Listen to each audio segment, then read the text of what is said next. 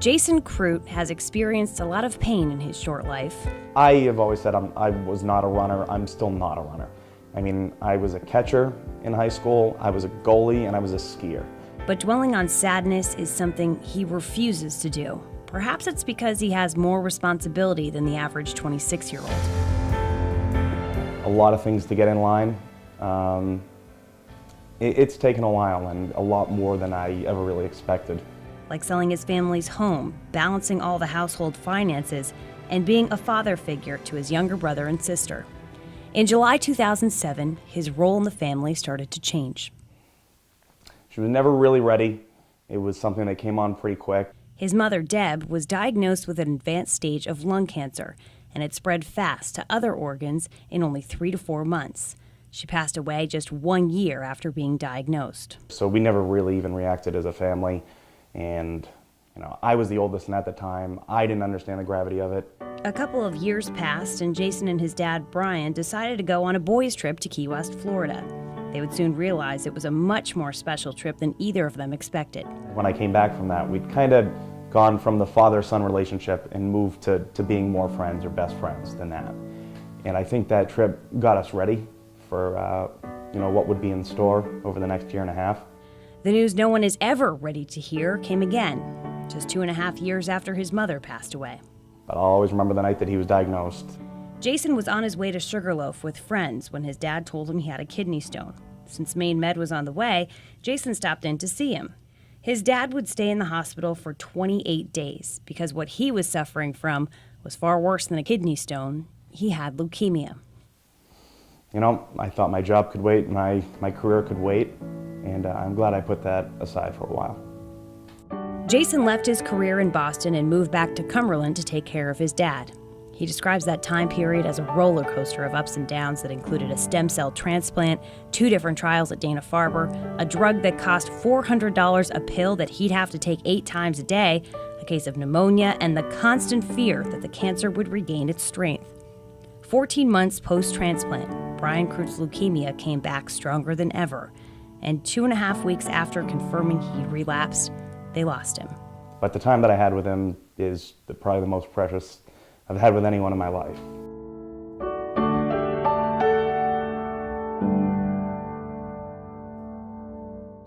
When you talk to Jason, you wouldn't blame him if he was bitter or angry, but he's anything but. Truthfully, a lot of when I kind of get my head in that place and start thinking of those things is when I'm running. I mean, kind of the release that has now provided to me is huge. And, you're out there for 12, 16, 18 miles, and I do a lot of my training up here. So I'm running alone, and, I have music on, but after 2 miles, you get settled into pace and the mind wanders. With the names of his parents on his back, Jason runs with his memories of them and his hope for a better future for other cancer patients. It's been nice because in my very close personal situation, my experience with cancer hasn't had great outcomes. And this is one here that's had a much better outcome. Colin is a 6-year-old boy who had a cancerous brain tumor but is now in remission and only visits Dana-Farber every 3 months for a checkup. 2 years ago, Jason and Colin became friends as part of the Dana-Farber Patient Partner Program, where a runner is matched up with a patient being treated at the Institute's Jimmy Fund Clinic. It helps you look at things a little bit more positively, gets rid of a little bit of that anger, and it, keeps you motivated to keep doing what you're doing.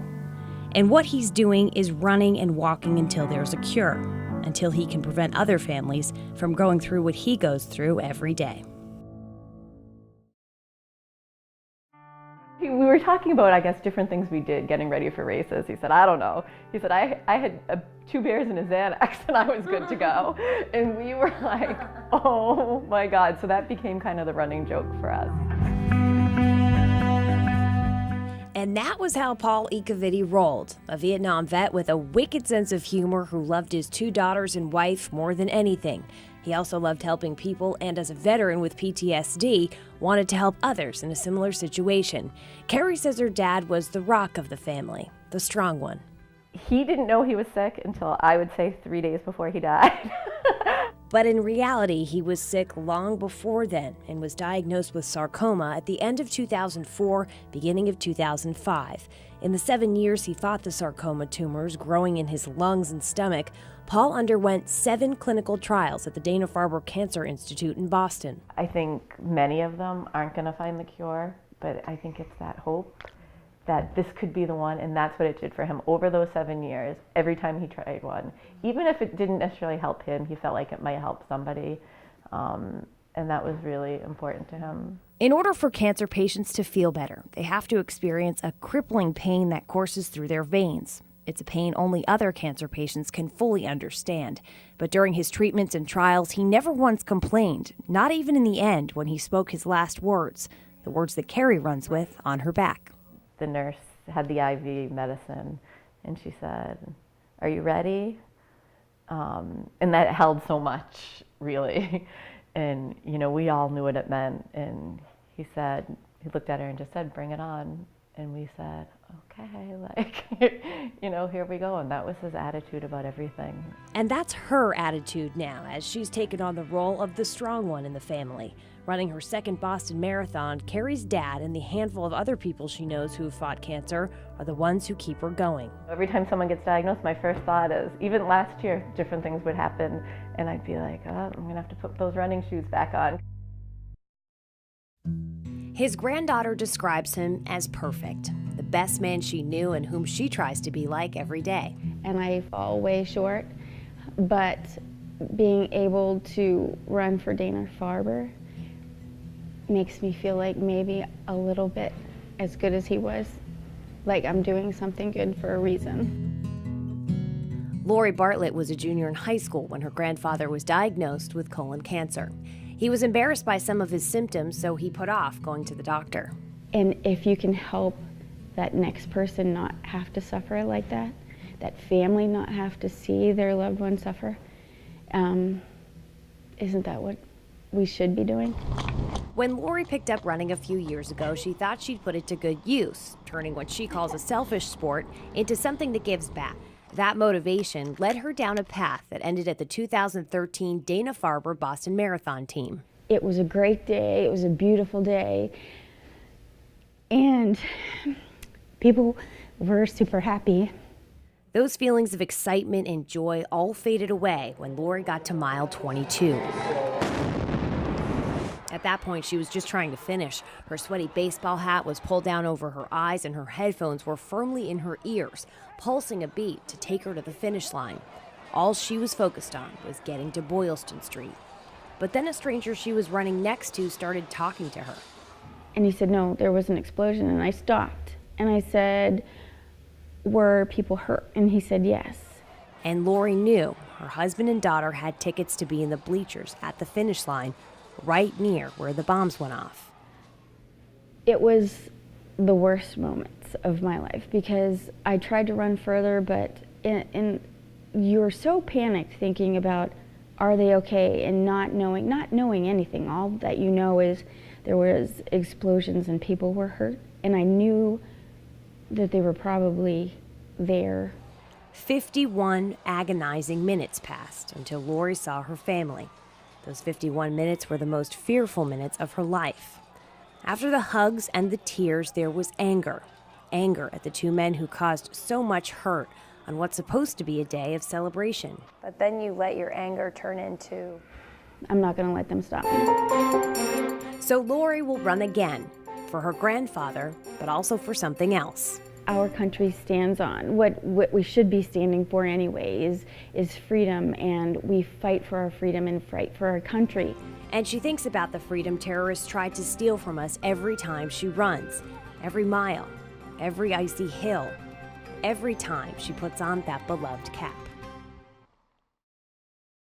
A mother's love for her child can make her do things she never would have dreamed of, things that scare her, things that are bigger than her existence. I think when I first started, I was like, what am I doing?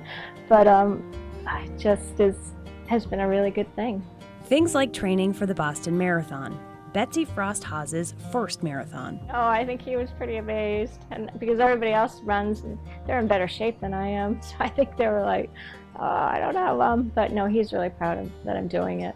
The he she's referring to is her 22-year-old son, Ethan.